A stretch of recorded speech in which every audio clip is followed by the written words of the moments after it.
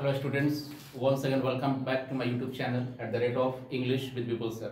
मैं विपुल sir English गुरु और फिर से आप सबके सामने हाजिर हूँ एक बिहार बोर्ड 12th के बच्चों के लिए काफ़ी इंपॉर्टेंट वीडियो लेकर, जिसमें हम लोग डिस्कस करेंगे कुछ इंपॉर्टेंट ऑब्जेक्टिव्स। मैं ट्राई करूँगा कि हम लोग 10-10, 11-11 ऑब्जेक्टिव्स का एक सीरीज लेके आए, जिससे आप आराम से इंटरेस्टेड तरीके से उसको देखें और आपका जो भी पढ़ा हुआ उसको रिकॉल कर सकें। और जो बच्चे नहीं पढ़े वो भी आराम से 10-10 ऑब्जेक्टिव्स को अगर रोज देखेंगे, याद करेंगे, तो उनका आराम से एक अच्छा रिवीजन हो जाएगा और एग्जाम में आप श्योर रहिए कि आपका ऑब्जेक्टिव 50 आउट ऑफ 50 पक्का आएगा। तो वीडियो शुरू करने से पहले अगर आपको वीडियो अच्छी लगे तो लाइक जरूर करें, कमेंट प्लीज़ करें, ताकि उससे हमें भी थोड़ा अच्छा लगता है और ज़्यादा वीडियोज़ बनाने के लिए हम मोटिवेट होते हैं। कि अगर मेरा मोटिवेशन आप लोग हैं तो मेरे लिए काफ़ी बड़ा वो स्ट्रेंथ होता है, क्योंकि एक टीचर के लिए सबसे इम्पॉर्टेंट उनकी सेना उनके स्टूडेंट्स होते हैं। तो आप सब सपोर्ट करें। अगर आपके लिए एक टीचर तैयार है तो आप टीचर्स के लिए भी तैयार रहें, और अगर आपने चैनल को सब्सक्राइब नहीं किया तो काइंडली उसको सब्सक्राइब कर लें। तो चलिए स्टार्ट करते। देखिए क्या दिया, इंपॉर्टेंट ऑब्जेक्टिव्स। यहाँ पे मैंने लगभग 11 क्वेश्चंस आपके सामने रखा है, इंपॉर्टेंट ऑब्जेक्टिव्स, जिससे कि क्वेश्चंस आना लगभग एग्जाम के अंदर क्या होता है, फिक्स होता है। तो देखिए सबसे पहला क्या है, a sonnet consist of 14 lines. देखिए सोनेट क्या है, यहाँ पे सोनेट है, तो सोनेट आखिर होता क्या है। सोनेट के बारे में जान लीजिए कि सोनेट एक तरह की क्या होती है, पोयम होती है, एक तरह की क्या होती है, कविता होती है। तो आपको ये थोड़ा सा रिकॉल कर लेना कि सोनेट क्या है, it is a type of poem, एक तरह की कविता है।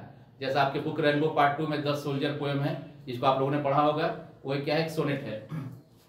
तो सोनेट कंसिस्ट ऑफ, देखिए कंसिस्ट का मतलब क्या होना, मतलब सोनेट जो कविता है, सोनेट क्या एक तरह की पोयम है। इस कविता में कितना लाइन होता है, ये पोयम कितने लाइंस का होता है, तो याद रखना 14 लाइंस का। यहाँ हम लोग बहुत उसका डिटेल डिस्कस नहीं करेंगे, क्योंकि यहाँ पे हम ऑब्जेक्टिव, मेरा टॉपिक है इंपॉर्टेंट ऑब्जेक्टिव्स। तो बस आपको यहाँ पे दो ही बात ध्यान रखनी है। फर्स्ट जो क्वेश्चन है उसको लेकर कि सोनेट एक तरह का क्या है, एक तरह का पोयम है, और सोनेट में कितना लाइन होता है, तो कितना 14 लाइन्स।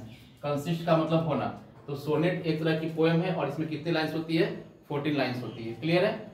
सेकेंड है द लिटरेचर। देखिए लिटरेचर का मतलब क्या था, साहित्य। तो लिटरेचर ऑफ ओल्ड इंग्लिश। देखिए अब ओल्ड इंग्लिश क्या है, आप सबको मालूम है कि इंग्लिश लैंग्वेज का जो ओरिजिन हुआ है ना, वहां से लेकर आज एक इंटरनेशनल लैंग्वेज बनने तक का जो सफर है, उस पूरे सफर को, उस पूरे जर्नी को 3 हिस्सों में डिवाइड किया गया है। पहला जो हिस्सा था वो क्या था, ओल्ड इंग्लिश। सेकेंड हिस्सा क्या था, मिडिल, और अभी जो इंग्लिश चल रहा है डेट इज मॉडर्न इंग्लिश, यानी अभी हम लोग का जो इंग्लिश जो हम लोग यूज करते हैं डेट इज मॉडर्न इंग्लिश। तो यहाँ सबसे जो फर्स्ट पीरियड था वो क्या था, ओल्ड इंग्लिश का। तो क्या लिखा था, लिटरेचर ऑफ ओल्ड इंग्लिश। जो ओल्ड इंग्लिश का जो लिटरेचर है वो कितने टाइप का था, 2 टाइप्स का। और ये बहुत इंपॉर्टेंट क्वेश्चन, ये दोनों क्वेश्चन जो फर्स्ट और सेकंड, ये क्वेश्चन लगभग हम बात करें एवरेज ऑन तो 100% चांस है कि आपका इस बार एग्जाम में आएगा। तो सोनेट एक पोयम है, कंसिस्ट ऑफ 14 लाइन, इसमें 14 लाइन होता है। और मैं एक और रिक्वेस्ट करूंगा कि आप बच्चे जो भी वीडियो देखते हैं ना, कम से कम नोटबुक लेकर बैठा करें, पेंसिल पेन जो भी आपके पास, और उसको नोट किया करें। नोट करने से क्या होगा, ध्यान से सुनिए फिर उसको नोट कीजिए एक बार, इससे आपका बिल्कुल अच्छे से रिटेंशन रहेगा, वहां पे आप पूरे ध्यान से पढ़ पाएंगे और दिमाग में बात बैठ जाएगी। तो लिटरेचर कितना था, 2 टाइप का था। ये देखिए थर्ड आपका मोस्ट इंपॉर्टेंट है, समझो एग्जाम में आया वो क्वेश्चन है, जॉन डॉन। आपको अगर पढ़ा होगा अपने पोएम तो आपको मालूम होगा कि आपके बुक में रेनबो पार्ट 2 में एक पोएम है, sweetest love I don't go. तो आई डो नॉट गो जो पोएम है, उसी के पोएट का नाम क्या है, जॉन डॉने। तो John Donne was a metaphysical poet. ये क्वेश्चन बहुत बार पूछा हुआ है, इसलिए इसको अच्छे से याद कर लीजिएगा। क्वेश्चन कैसे भी घुमा सकता है, गैप दे देगा, वाज अ मेटाफिजिकल पोएट, और आपको 4 ऑप्शन, 4 डिफरेंट पोएट्स का नाम दे देगा। तो याद रखना है कि John Donne was a metaphysical poet. दिमाग में एकदम बैठा लीजिए कि जॉन डॉने क्या थे, एक मेटाफिजिकल पोएट थे। और पूरा वीडियो कंटिन्यू देखा लीजिए। मेरा बिल्कुल वीडियो छोटा वीडियोस है, जिसमें कि हम ऐसा नहीं कि आधा घंटा और 1 घंटे का वीडियो है कि बहुत लंबा आपको परेशानी हो। तो जब बैठिए थोड़ा पेशेंस के साथ बैठिए और आराम से पूरा वीडियो देखा कीजिए। तो जॉन डॉन एक मेटाफिजिकल पोएट थे। ये दोनों क्वेश्चन देखिए, जो 4 और 5 क्वेश्चन है, ये लगभग हर साल पूछे, 1 साल भी स्किप नहीं हुआ बोर्ड एग्जाम के अंदर। और इसमें गलती हर साल पूछने के बाद भी गलती होता है, क्योंकि हर बड़ी या फिर समझ में नहीं आना। तो याद देखिए लैंग्वेज जब तक आप नहीं समझेंगे आपको परेशानी होगी। देखिए क्या लिखा हुआ है, English is younger than Sanskrit है, लैटिन है, पर्शियन है। यंगर और नीचे ओल्डर दिया हुआ है। आपको एक बात समझ ली पहले, इसको देखने से पहले आप याद रखो कि इंग्लिश आज इंटरनेशनल लैंग्वेज हम सब जानते हैं, लेकिन ये दिमाग में लाना कि इंटरनेशनल अंतर्राष्ट्रीय भाषा है, आज एक पर्सन का भाषा है, हर पर्सन इंग्लिश यूज कर रहा है। तो ये नहीं सोचना है कि आपके पास है ना,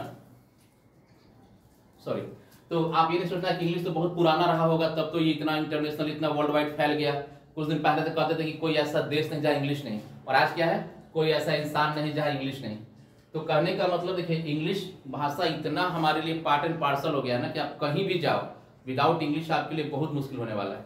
ये प्रैक्टिकल यूज का भाषा है। तो एक चीज समझ लो यहाँ इन दोनों को डिस्कस करने से पहले कि इंग्लिश जो लैंग्वेज है वो मात्र 1500 मात्र 1500 साल पुरानी भाषा है। और इसके कंपैरिजन में अगर बाकी भाषा का हम तुलना करें, जैसे ग्रीक है जो जर्मन कहते हैं, पर्शियन है, लैटिन है, संस्कृत है, हिंदी है, ये सारी भाषाएं पुरानी हैं। तो दिमाग में एक माइंड सेटअप कर लीजिए कि इंग्लिश भाषा बाकी जो भी मेन भाषाएं आपके दिमाग में हैं, जैसे कि जो भी मेन भाषा का मतलब है कि अपना रीजनल लैंग्वेज भोजपुरी और मगही की बात कर रहे हैं।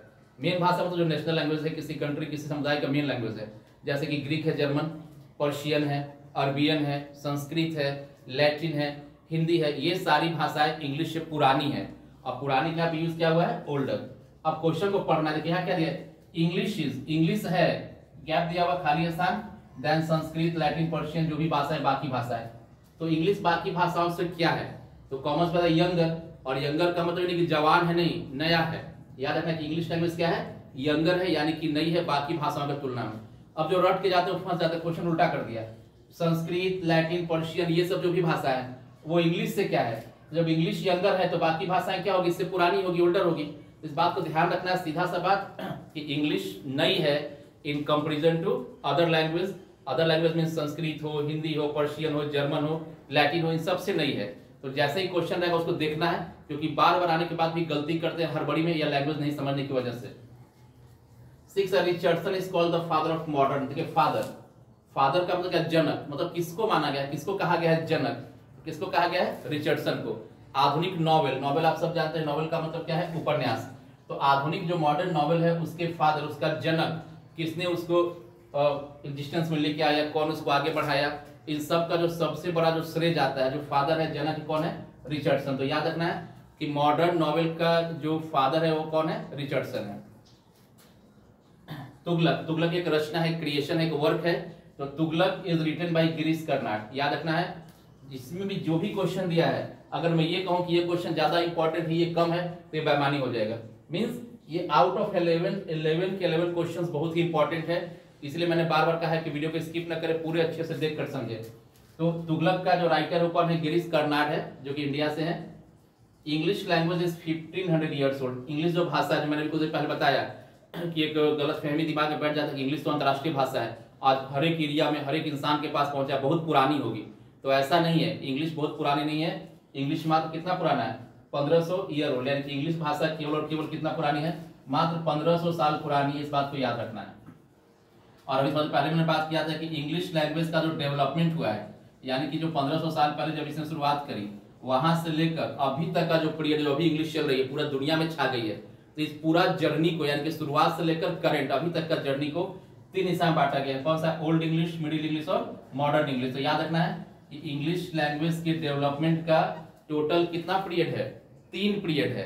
पहला period, first period old English, जो कि सबसे बेसिक पहला पीरियड था, कब से कब था, AD 449 to AD 1066। Very good. Second था मिडिल इंग्लिश। मिडिल इंग्लिश कब से कब था, और मॉडर्न इंग्लिश अभी क्या चल रहा है, मॉडर्न चल रहा है। तो मॉडर्न इंग्लिश अभी आपका प्रेजेंट में चल रहा है। तो आपको याद ये रखना है ना कि देखिए कब से कब था। तो ओल्ड बताया गया 449 से 1066। मिडिल का देखिए गैप आ गया था बीच में, लगभग 100 साल का गैप। तो मिडिल था 1150 1150 से 1500। ओल्ड 449 से 1066। आप चाहे तो नोट कर लो ताकि आपके दिमाग में रहे, और हर कुछ को लिखा कीजिए, वो सबसे अच्छा तरीका होता है रिवीजन करने का।